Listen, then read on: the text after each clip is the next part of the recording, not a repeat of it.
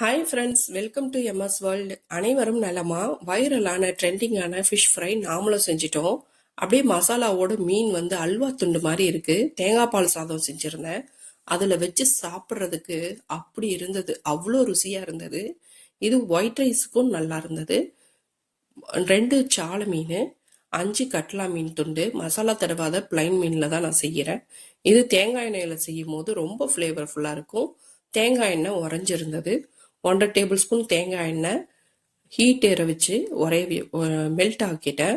Melt ஆனதும் ஆற வச்சுட்டு மஞ்சள் தூள் ஒரு 1/4 டீஸ்பூன், மிளகாய் தூள் 1 டீஸ்பூன் சேர்த்து நல்லா மிக்ஸ் பண்ணி விட்டுறேன்.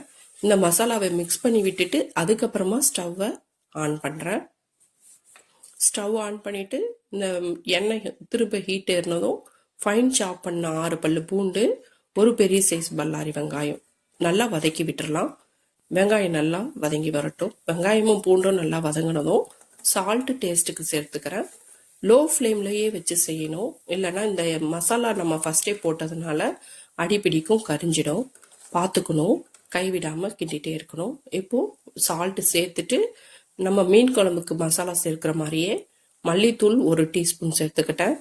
அதை ஒரு மிக்ஸ் கொடுத்துட்டு ஜீரகத்தூள் ஒரு 1/2 டீஸ்பூன் தான் சேர்த்தேன். அதையும் நல்லா மிக்ஸ் பண்ணி விட்டுடலாம். மீன் குழம்பு செய்கிறதுக்கு நமக்கு கொஞ்சம் டைம் எடுக்கும். மீனில் உப்பு புளிப்பு காரம் ஏறுறதுக்கும் டைம் எடுக்கும்.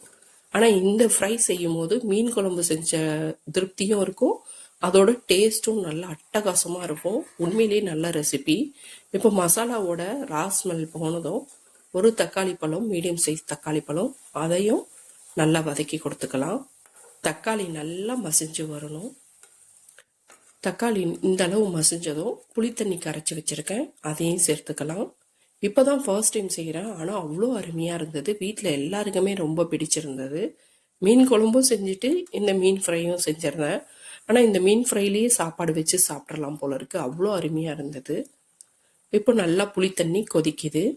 நல்லா கொதித்ததும் மசாலா தடவாமல் பிளைன் மீனை தான் நான் இதில் சேர்த்துக்கிறேன். ஒரு பக்கம் 2 நிமிஷம் கொதிக்க விட்டு வேக விட்டுட்டு அடுத்த பக்கம் திருப்பி போட்டு அந்த பக்கமும் ஒரு 2 நிமிஷம் குக் பண்ணணும்.